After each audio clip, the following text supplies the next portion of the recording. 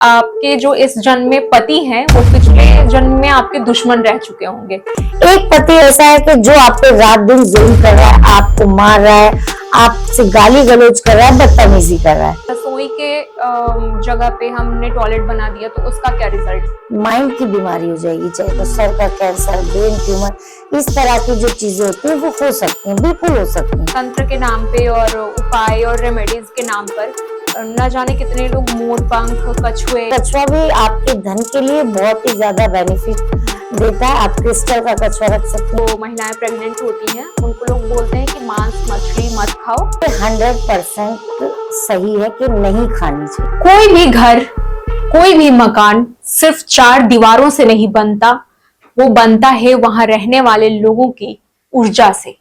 लेकिन क्या होगा जब वहां के रह रहे लोगों की ऊर्जा ही गलत दिशा में जा रही हो?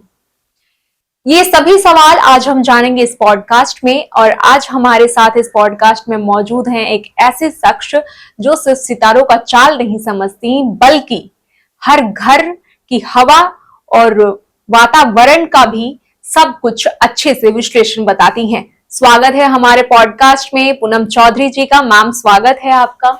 Thank you so much. और कैसी हैं आप? मैं बहुत अच्छी हूँ, आप कैसे हैं? जी, मैं भी बढ़िया। आज हम बात करेंगे, कुछ ऐसे सवालों की चर्चा करेंगे जो हर व्यक्ति के मन में होता है अपने जीवन शैली को लेकर, जो कुछ भी उनके सुधार और जो भी उनके जीवन में कुछ चल रहा होता है उसको आगे बढ़ाने को लेकर। चलिए आगे बातचीत को आगे बढ़ाते हैं। जी मैम, सबसे पहले हम चर्चा करेंगे इस बात को लेकर कि एस्ट्रोलॉजी या वास्तु जो भी है ये कितनी महंगी है। क्या सच में इसका उपयोग हमारे जीवन में है जितना सीरियसली हम इसको इंटरनेट पे देखते हैं? देखिए, एस्ट्रोलॉजी महंगी या सस्ती की बात नहीं है। एस्ट्रोलॉजी तो एस्ट्रोलॉजी है। अब वो डिपेंड करता है कि कौन सा एस्ट्रोलॉजर आपसे क्या फीस ले रहा है। कौन आपको ऐसे भी है जो आपको 100 रुपीज में भी बता दे रहा है, कोई आपको उसी चीज के 5000 ले रहा है, कोई 10,000 ले रहा है। वो तो देखिए हर एक पे डिपेंड करता है कि आप जितनी महंगी जगह लोग बैठते हैं उतनी ही ज्यादा वो अपनी फीस को कर देते हैं, राइट। तो अगर आप किसी मंदिर में पंडित जी के पास जाएंगे तो शायद वो 100 रुपीज में भी आपको वही चीज बताएंगे। ऐसा नहीं है कि बहुत महंगी है। एस्ट्रोलॉजी हर किसी को किसी भी तरह की दिशा दिखा सकती है। डिपेंड करता है जानने वाला कैसा है और बताने वाला कैसा है। तो ये तो इसी चीज पे डिपेंड करता है। लेकिन एस्ट्रोलॉजी हमारे जीवन में महत्व रखता है? बिल्कुल महत्व रखता है। एस्ट्रोलॉजी क्या है? एस्ट्रोलॉजी है सितारों का जो एक ऐसी चीज जो आपकी लाइफ पे इफेक्ट डालता है। जब आप पैदा हुए थे तो एक कुंडली लेके पैदा हुए थे, यानी आपके जन्म का समय, आप किस नक्षत्र में पैदा हुए थे, कौन से लग्न में पैदा हुए थे, तो आप एक निश्चित काल लेके पैदा होते हैं। तो वैसे ही आपकी वो कुंडली बन जाती है। और कुंडली कैसे बनती है?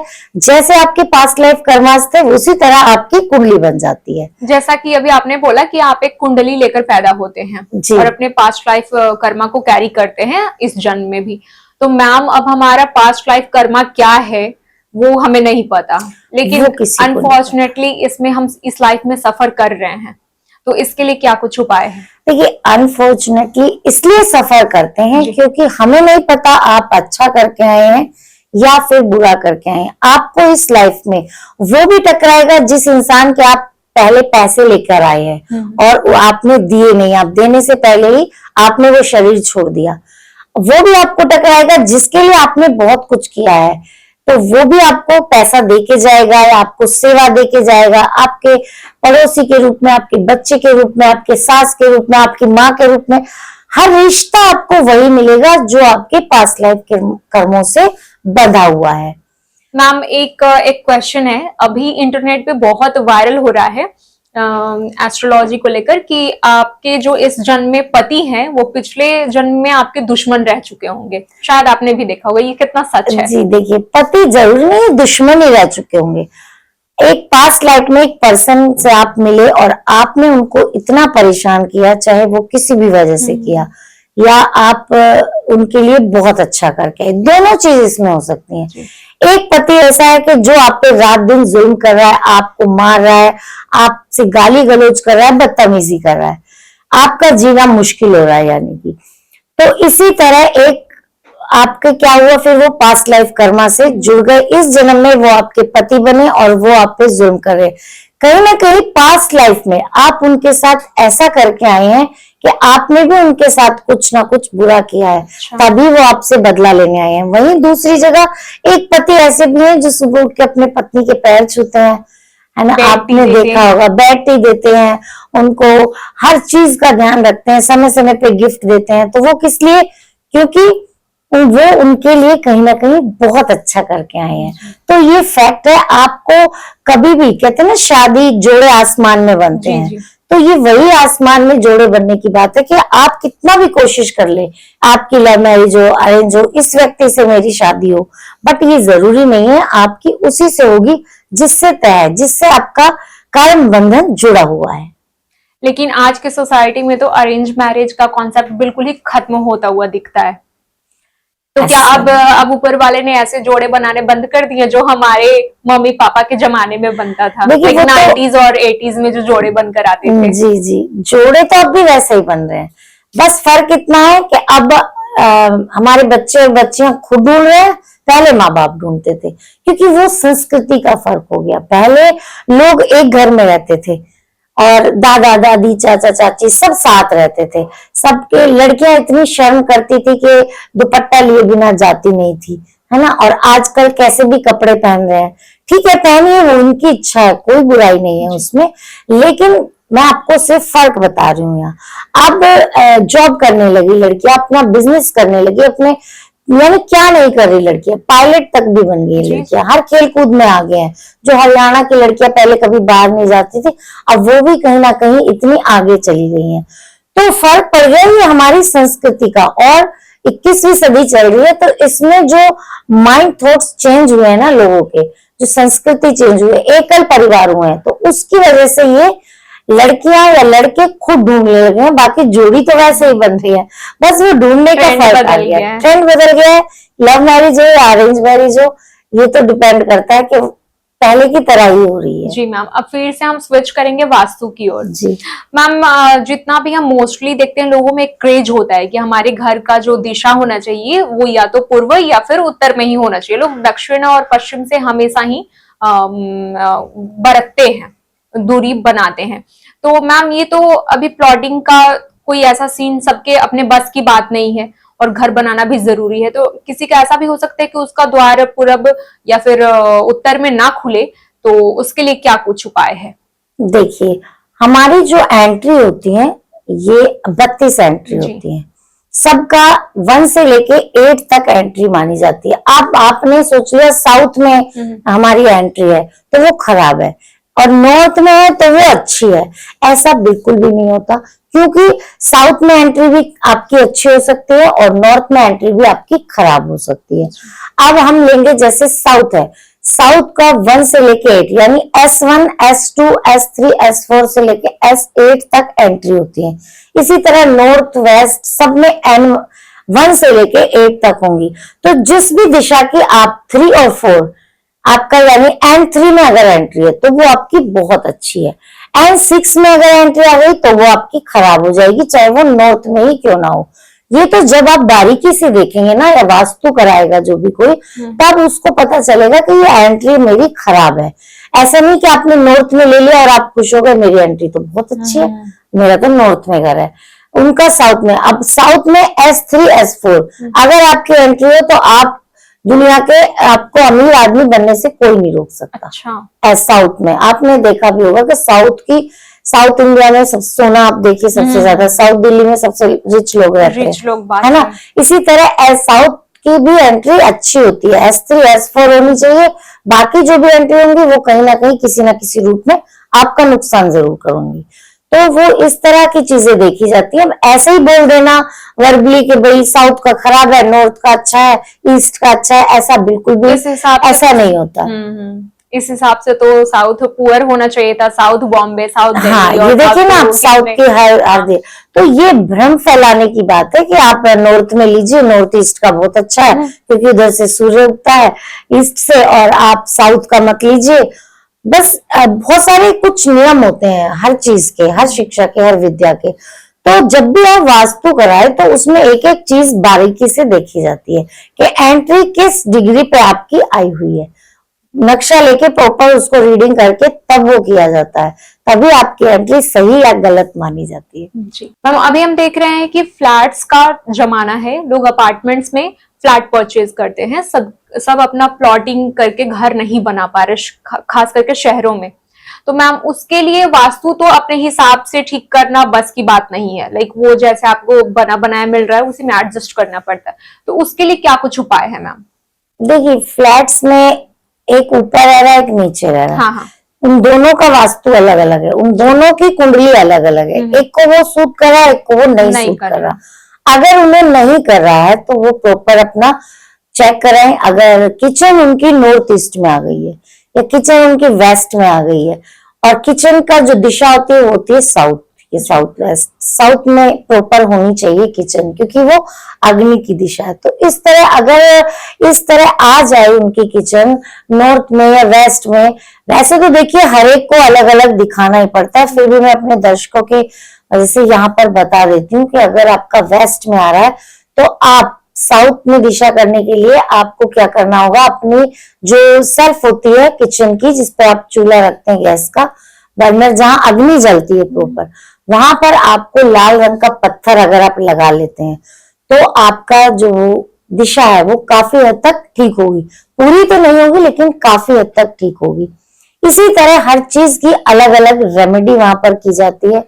फ्लैट्स में भी अगर ले लेते हैं तो जरूरी नहीं है सबके लिए खराब हो, किसी किसी को नुकसान दे सकता है और किसी को नहीं भी देता है। तो आपको क्या करना चाहिए, पूछ कर रेमेडी कर लेनी चाहिए, किसी को दिखा के प्रॉपर आप रेमेडी कर लो तो आपका वास्तु वहां पे ठीक हो जाएगा। यानी जो आपको वो बिल्कुल 100% नुकसान दे रहा था, कहीं ना कहीं 60% आपको बेनिफिट उसका मिलने लगेगा, क्योंकि बिना तोड़े प्रॉपर तो आप ठीक नहीं कर सकते, लेकिन रेमेडी से आपको बहुत सहारा मिलेगा। मैम इतने महंगाई के जमाने में कोई घर बनाता है मिडिल क्लास फैमिली, तो आपको भी पता है करोड़ों तक का बजट पहुंच जाता है। कोई अब बंदा अपना घर बनाया और पता चल रहा है कि वो उसका वास्तु खराब है, बिल्कुल उसकी वजह से चीजें बहुत खराब जा रही हैं, बिजनेस में लॉस हो रहा है और भी मैसिव लॉस। तो उसका लाइक बाथरूम का सबसे ज्यादा सुना है हमने कि घर बर्बाद कर देता है, बिल्कुल डिस्ट्रक्शन उस लेवल तक पहुंचा देता है। तो मैम वो क्या करे बंदा जो करोड़ रुपए लगाकर जीवन भर की कमाई लगाकर घर बनाया, फिर वास्तु गलत है, तो इसका क्या कुछ उपाय है? बिल्कुल, देखिए अगर कोई करोड़ रुपए लगा के घर बना सकता है, सबसे पहले तो उन्हें वास्तु दिखा लेना चाहिए। और अगर वो नहीं दिखा पाए किसी कारण से तो आपको बाद में एक वास्तु सलाहकार को बुलाइए, आप किसी को भी, और उससे प्रॉपर रेमेडी लीजिए। रेमेडी बिल्कुल हो जाती है बाद में भी, बिना तोड़े फोड़े। जो मॉडर्न वास्तु है उसके अंदर आप रेमेडी कर सकते हैं। नॉर्थ ईस्ट में अगर आपकी टॉयलेट आ गई, क्योंकि वो पूजा की जगह होती है, पूजा का स्थान होता है, मंदिर वहां पे लोग बनाते हैं। अगर आपकी गलती से वहां पर टॉयलेट आ गई है तो आपको एक रेमेडी वहां पर कर लेनी है। वहां पर आप अपनी टॉयलेट के आसपास जो सीट होती है, सिर्फ सीट के लिए होती है, आप वहां पे वॉशरूम खाली बना सकते हैं, लेकिन सीट जब आप वहां पे रख देंगे तो आपका वास्तु वहां से खराब हो सकता है। उसके लिए एक रेमेडी आप उनसे पूछिए, एक प्रॉपर वहां के कलर की आप टेप वहां पर लगा दीजिए, और वहां पर फिर आपका जो वास्तु है वो टेप का कलर क्या होना चाहिए? देखिए उस टेप का कलर होना चाहिए आपका व्हाइट कलर। आप उसके चारों तरफ टेप लगा दीजिए, और लगाने के बाद आप उसको, क्योंकि देखिए जब भी आप इसमें जो भी पर्सन वहां का टॉयलेट जाएगा या शौच करने जाएगा तो उसको कहीं ना कहीं माइंड की बीमारी हो जाएगी, चाहे तो सर का कैंसर, ब्रेन ट्यूमर, इस तरह की जो चीजें होती है वो हो सकती हैं, बिल्कुल हो सकती हैं। तो आप इसके लिए प्रॉपर उनसे रेमेडी लीजिए, टेप से वो इस तरह से चारों तरफ से ब्लॉक कर लीजिए। उसके बाद आपका जो चीजें खराब होनी थी वो कहीं ना कहीं 70% तक 80% तक आपको ठीक होने लगेंगी। मैम ये तो था पूजा के लिए कि अगर पूजा के स्थान पे हम बनाते हैं टॉयलेट तो हमें ये खामियाजा भुगतना पड़ सकता है, लेकिन अगर रसोई के जगह पे हमने टॉयलेट बना दिया तो उसका क्या रिजल्ट होगा? देखिए अभी आपने बताया कि मानसिक बीमारी और इन सब चीजों को झेलना पड़ सकता है। साउथ में अगर आपने, साउथ में क्योंकि हमारा किचन होता है, साउथ में आपकी, देखिए साउथ वेस्ट में आ सकती है क्योंकि वो वेस्टेज जगह होती है, लेकिन साउथ में कभी भी आपको नहीं करनी, क्योंकि वहां पे ना पानी का स्थान होता है और ना ही टॉयलेट का स्थान होता है, तो वहां पर आपको रेड कलर की टेप से इस तरह से चारों तरफ से वो कवर होता है, प्रॉपर दिखाएंगे तो आपको पता चल जाएगा। तो इस तरह की चीजें करके हम अपने लिए वास्तु वहां पे हर जगह का, एंट्री पे भी है, आपकी गलत नॉर्थ की एंट्री गलत आ गई, आप वहां पर एक ब्लू कलर का पायदान रखिए, ब्लू कलर का बल्ब जलाइए, इस तरह करके चीजों को आप ठीक कर सकते हैं। हर तरह हर जगह का हर एक रेमेडी आपको इस वास्तु में जरूर मिल जाएगी। अगर मकान बनवा लिया है, आप परेशान हैं, तो आप किसी से सलाह लें, आपको रेमेडी जरूर मिल जाएगी। मैम इन तंत्र के नाम पे और उपाय और रेमेडीज के नाम पर न जाने कितने लोग मोर पंख, कछुए और भी शंख, ये सारी चीजें अपने घरों में खूब रखते हैं, खूब धड़ल्ले से खरीदते हैं।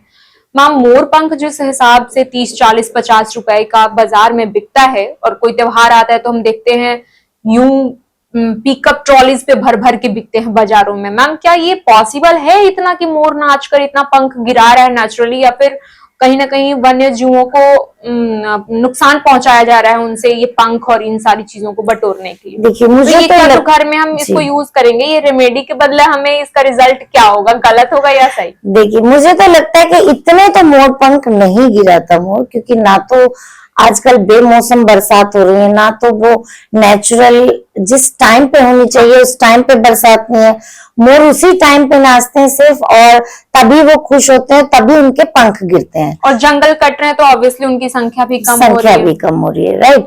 तो कहीं ना कहीं ये उनसे तोड़े जाते हैं, तोड़ के अगर बाजार में लाए गए और आप इन्हें अपने घर में रखते हैं, ढेरों मोर पंख रखते हैं, बहुत सारे एस्ट्रोलॉजर्स भी हैं ऐसे मैंने देखे हैं, इस कमरे में भी हैं, उस कोने में भी है, बच्चा पढ़ेगा वहां टेबल पे भी है, अपने बेडरूम में भी है, क्योंकि ये मोर पंख है, पवित्र होता है मोर पंख, बहुत सारे इनसे फायदे होते हैं। लेकिन इसको आप कोशिश कीजिएगा, जो भी इस हमारे पॉडकास्ट को देख रहे हैं, तो उन्हें कोशिश करनी है कि आपको ज्यादा से ज्यादा नेचुरल मोर पंख लाने चाहिए। आपको कहीं गिरा पड़ा मिल जाए, या फिर आप एक दो खरीद लीजिए, इतना नहीं कि बहुत ज्यादा, क्योंकि मोर को अगर आप पक्षी को किसी को नुकसान पहुंचा रहे हो, और मोर हमारा सबसे पवित्र जो पक्षी है वो माना गया है, राष्ट्रीय पक्षी, और पवित्र जो होता है वो भी मोर ही होता है। अच्छा। तो आप उसको नुकसान पहुंचा के अपने घर को पवित्र तो नहीं कर सकते, तो कहीं ना कहीं आपको इसका उल्टा ही इफेक्ट देखने को मिलेगा, आप पॉजिटिव इससे कभी भी नहीं पा सकते। रही शंख की बात, शंख तो देखिए आप कहीं से भी ला सकते हैं, शंख तो नेचुरल होते हैं, वो आप अपने घर में रखते हैं और उससे आप अपने बाल गोपाल को स्नान कराते हैं, या सुबह शाम शंख बजाते हैं, तो एक पॉजिटिविटी आपके घर में जरूर आती है, वो आपको जरूर रखना चाहिए। और कछुए, देखिए रियल कछुए तो रखना अलाउड ही नहीं है, है ना, और जो लोग रखते हैं वो भी गलत है, वो अलाउड नहीं, लेकिन कछुआ भी आपके धन के लिए बहुत ही ज्यादा बेनिफिट देता है। आप क्रिस्टल का कछुआ रख सकती हैं, मेटल का रख सकती हैं, क्रिस्टल का आप नॉर्थ ईस्ट में रखिए, मेटल का आप साउथ वेस्ट में रखिए, इस तरह आपके जगह जगह कछुए रखेंगे तो आप किसी भी मेटल का आपको जो आपको अच्छा लगे आप रख सकती हैं, वो नेचुरल आपको पॉजिटिविटी जरूर देगा, आपके घर में धन की भी बरकत होगी। मैम अभी जैसा कि हम देखते हैं लोग अपने घरों में जो पौधा और पेड़ लगा रहे हैं सजावट के लिए, उसमें कैक्टस और जितने भी प्लांट्स, बैम्बू प्लांट लगाए जाते हैं, और पोमोग्रेनेट्स वगैरह के जो पेड़ होते हैं, लेमन ट्री, इन सब चीजों से बचने के लिए कहा जाता है। ये कांटे भरे पौधे जो है घर में विवाद और कलह पैदा करते हैं, तो इसमें कितनी सच्चाई है?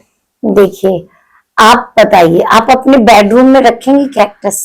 नहीं रखेंगे, क्योंकि वो बेडरूम है, वहां सोने के लिए आदमी आराम करने के लिए आता है, रिलैक्स करने के लिए पूरे दिन की थकान के बाद, ठीक है। अब आपने देखा होगा, आप किसी गांव में जाइए, या पहले जमाने में भी आप गांव में जाइए, वहां पे घर का जो आंगन होता था कच्ची मिट्टी, वहां पर आपको अनार का पौधा भी मिल जाएगा, वहां पे आपको कैक्टस का भी मिल जाएगा, वहां पे आपको बैम्बू का भी मिल जाएगा, वहां पे आपको हर तरह का वो पौधा मिल जाएगा जिसके भी आप नाम ले रही है, चौड़े पत्ते वाले भी मिल जाएंगे।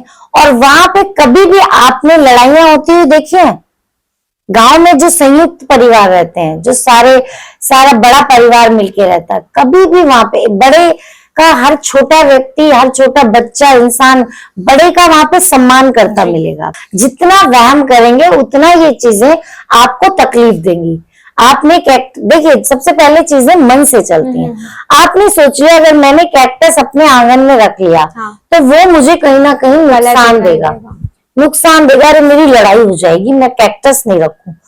तो आपने सोच लिया, आपने तो अपनी यूनिवर्स को मैसेज दे दिया कि मेरी लड़ाई हो जाएगी, मैनिफेस्ट ही कर लिया उसको, तो आपकी लड़ाई हो जाएगी। आप कुछ मत सोचिए, आप ला के रख दीजिए। अगर आपको मन कर रहा है, पसंद आ रहा है तो आप जरूर रखिए, आपको कोई नुकसान नहीं होगा। ये रील्स बनाने की अलग चीजें हैं और जो रियलिटी है वो अलग चीजें हैं। आपने बोला कि मैनिफेस्ट कर लो तो होगा ही होगा, तो मैनिफेस्टेशन पे क्या हाँ, होता है? मैनिफेस्टेशन पे क्यों नहीं सच होगा? हाँ, बिल्कुल सच होगा। आप बताइए, आप क्या मैनिफेस्ट करना चाहते हैं? मैनिफेस्ट तो कोई सही तरीका होता होगा ना, किसी चीज को लेकर बिल्कुल होता है। देखिए, मैनिफेस्टेशन अगर आपको कुछ करना है, सबसे पहले तो पॉजिटिव रहना चाहिए इंसान को। अगर वो माइंड से उसके थॉट्स नेगेटिव होंगे, अगर आपके माइंड के थॉट्स ही नेगेटिव हैं, यार मैं तो बेकार हूं, मैं तो कुछ नहीं कर सकता, मैंने तो क्यों जन्म लिया है इस धरती पे, मैं तो बोझ हूं, मैं तो, अगर आप किस्मत ही खराब मेरी किस्मत ही खराब है ना, अगर आप यही सोच रहे हैं तो आप यही मैनिफेस्ट कर रहे हैं। This is the manifestation. मैं किसी भी खुद के बारे में गलत ना सोचें। जी, पहली बात, परिणीति चोपड़ा को आपने सुना होगा, मैं किसी राजनीतिक व्यक्ति से शादी नहीं करूंगी, अरे बाप रे मैं नहीं करूंगी, नहीं, यानी ना शब्द यूनिवर्स नहीं सुनता। ये आपका रिवर्स मैनिफेस्टेशन है। जैसे कि आपने कहा मैं ये नहीं करूंगी, अगर आप ये कहोगे ना मुझे ये गाड़ी नहीं लेनी, और रोज उस गाड़ी के बारे में आप यही कहोगे, आपको वही गाड़ी मिलेगी। वही उन्हीं पर्सन से परिणीति चोपड़ा की शादी हुई, जो आप देख सकते हैं कि मुझे तो किसी पॉलिटिशियन से शादी ही नहीं करनी। तो मैनिफेस्टेशन आपको बैठ के सोचना नहीं है, हाँ मैं मैनिफेस्ट करता हूँ, ये चीजें फील करने का नाम मैनिफेस्टेशन है। उन्होंने फील करके कहा। बचपन से कोई व्यक्ति सोच रहा है यार मैं एक दिन बड़ा घर तो ना जरूर बनाऊंगा, और वो दिल से फील करके बोल रहा है, उसकी ऐसी इच्छा है, तो वो जरूर बनाएगा। हम अगर हमें 1111 दिख रहा है अपने स्क्रीन या वॉच या कहीं भी, मतलब ये हमें मैसेज है। और ये मैसेज क्यों आ रहा है कि हम विश अपना रखें और मैनिफेस्ट करें अपनी चीजों को। ये मैसेज है आपके लिए कि आपकी लाइफ में न्यू बिगिनिंग हो रही है किसी चीज को लेकर। अब आप चाह सकते हैं कि किस चीज को लेकर आपको न्यू बिगिनिंग चाहिए, इस टाइम पे वो चीजें आप मैनिफेस्ट कर सकते हैं। तो ये तो आपका सीधा यूनिवर्स से मैसेज है। इसको कभी इग्नोर मत करो। अगर हाँ, बिल्कुल कभी भी नहीं करना चाहिए। वो बहुत लकी है जिसको ऐसा दिख रहा है। हाँ, बिल्कुल। अब हम बात करेंगे जो हमारे समाज में मिथ्स हैं और जो भ्रम फैलाए जाते हैं, कई बार इसको हम सच भी मानते हैं, उसको लेकर। जैसे लोग जो प्रेगनेंसी के दौरान जो महिलाएं प्रेग्नेंट होती हैं, उनको लोग बोलते हैं कि मांस मछली मत खाओ और मीट वगैरह इन सब चीजों से दूर रहो, जबकि हमारे साइंस और डॉक्टर्स सजेस्ट करते हैं कि प्रेगनेंसी में आपको फ्लेशेस खाने हैं फॉर बेटर हेल्थ और प्रोटीन और इन सब चीजों की पूर्ति के लिए। तो मैम कितना हद तक ये सच है कि प्रेगनेंसी में ये सब चीजें खानी चाहिए या नहीं? ये 100% सही है कि नहीं खानी चाहिए, क्योंकि देखिए आपने भी सुना होगा, जैसा खाओ अन्न वैसा होवे मन। जैसा आप खाओगे वैसा ही आपकी प्रवृत्ति बनेगी। और बच्चा तो माँ के गर्भ में है, तो अगर माँ जैसा खाएगी बच्चे का तो वैसा ही बनना है शरीर। एक मिनट, अगर माँ मांस मछली खा रही है तो बताइए बच्चा क्या उनका देवता बनेगा? वो तो राक्षस प्रवृत्ति का बनेगा। राक्षस, क्योंकि आपने क्या किया, काम तो अपने राक्षस वाले किया, आप किसी जानवर को मार के खा रहे हो। तो आपके थॉट्स क्या बनेंगे, आपके ब्लड में क्या जा रहा है, नेगेटिव चीजें। हम तो आम इंसान को भी ये चीजें नहीं खानी चाहिए, प्रेग्नेंट माँ की तो दूसरी बात है। अगर डॉक्टर्स बोल रहे हैं आप पनीर खाइए, आप सीड्स खाइए, आप बहुत सारी ऐसी चीजें जिनको आप अगर बोलते हैं ना वेजिटेरियन है, तो आप ऐसी चीजें खा के भी एक बच्चा बहुत हेल्दी होगा। बल्कि अगर प्रोटीन के लिए या किसी चीज के लिए मांस मच्छी आप खाओगे तो आपका बच्चा किसी ना किसी बीमारी को लेकर आएगा, क्योंकि वो आपने एक गलत काम, हत्या करके आपने उसको भोजन दिया। तो मे भी हो सकता है कि वो आपको कल को ऐसा कर दे कि आपके साथ ही बुरा कर दे, ये एक बुरा कर्म में आएगा।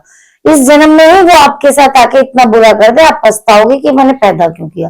तो मांस मच्छी खाना तो इतना खराब है कि वो तो एक आम इंसान को भी, आम महिला को या पुरुष को नहीं खाना चाहिए। प्रेग्नेंट महिला को तो बिल्कुल भी नहीं खाना चाहिए। आपने कहानी नहीं सुनी, अभिमन्यु ने सारा वो किस्सा सुना था। तो प्रेगनेंसी में तो हर बच्चा वो हर चीज देखता है जो माँ फील करती है या जो माँ सुनती है। तो ये तो कभी भी नहीं करना चाहिए किसी को भी।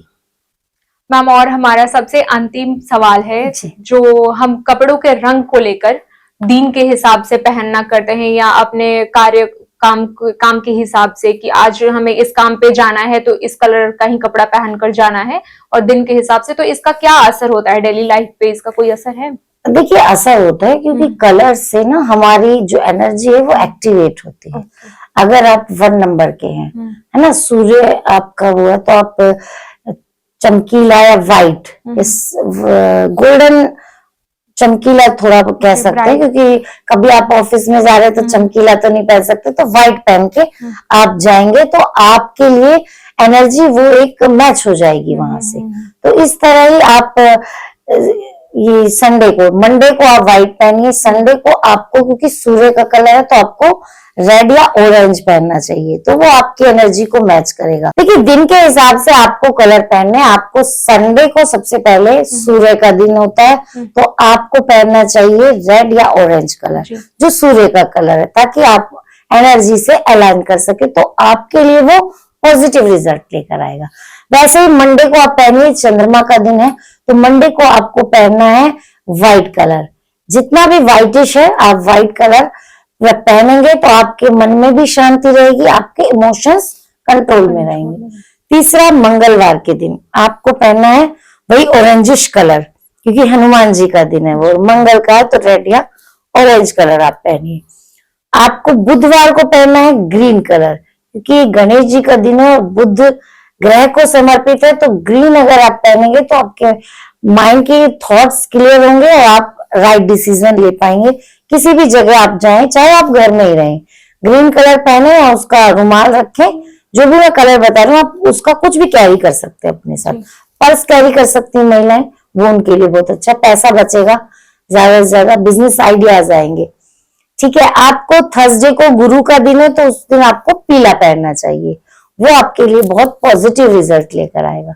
फ्राइडे को आपको सिल्वरिश या चमकीला सिल्वरिश जो होता है या व्हाइट या पिंक, लव का कलर है, वो आपको पहनना चाहिए, तो आपकी लाइफ में लग्जरी अट्रैक्ट करेगा, लव अट्रैक्ट करेगा। तो आपको जहां भी आप जाएंगे वहीं आपको ये चीजें उस दिन जरूर मिलेंगी। तो कलर का इफेक्ट पड़ता है, क्योंकि मैं बताऊंगी आगे आपको। तो ये आपको सैटरडे को पहनना चाहिए ब्लैक कलर, क्योंकि शनि देव का है, तो ब्लैक अगर आप पहनेंगे डिसिप्लिन रहेंगे अपनी लाइफ में, शॉर्टकट्स नहीं लेंगे तो चीजें आपकी लाइफ में सही चलेंगी। यानी मेहनत करके भी लोगों को फल नहीं मिलता तो आपको जरूर मिलेगा। अब कलर की बात करें इफेक्ट पड़ने की, तो क्योंकि कलर से हमारे चक्रास, हमारी बॉडी में 7 चक्रास होते हैं और हर चक्र का एक अलग कलर होता है जी। तो वो कलर उस दिन हमारा एक्टिवेट हो जाता है अगर हम वो कलर पहन के चलते हैं। मैम, जैसे अभी आपने बताया कि ट्यूसडे को कोई भी ऑरेंजिश कलर या रेडिश कलर कोई भी डालना चाहिए हमें, लेकिन इसमें हम गलती कहाँ करते हैं? किसी का मंगल बहुत एक्टिव रहता है, बहुत उग्र है किसी का मंगल, और उसमें वो लाल कपड़े और पहन रहा है और उस बंदे को पता नहीं है कि मेरा मंगल किस हाउस में प्लेस्ड है, तो उसका तो ये असर और खराब होने लगता है ना। देखिए, वो फिर प्रॉपर आपकी कुंडली देखने पे पता चलेगा। तो इस चीज का हमेशा ख्याल रखना चाहिए, क्योंकि ये तो एक जनरल चीज हो गई कि आपके चक्रास भी उससे एक्टिवेट होंगे।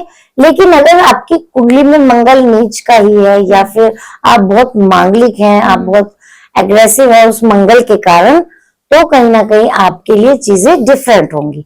फिर आपको कुंडली प्रॉपर दिखानी होगी। बहुत बहुत शुक्रिया मैम इस बातचीत के लिए, बहुत अच्छा लगा, आपने हमें इतनी जानकारी दी। आज के इस पहल का पॉडकास्ट में इतना ही, और फिर मिलेंगे। नमस्कार।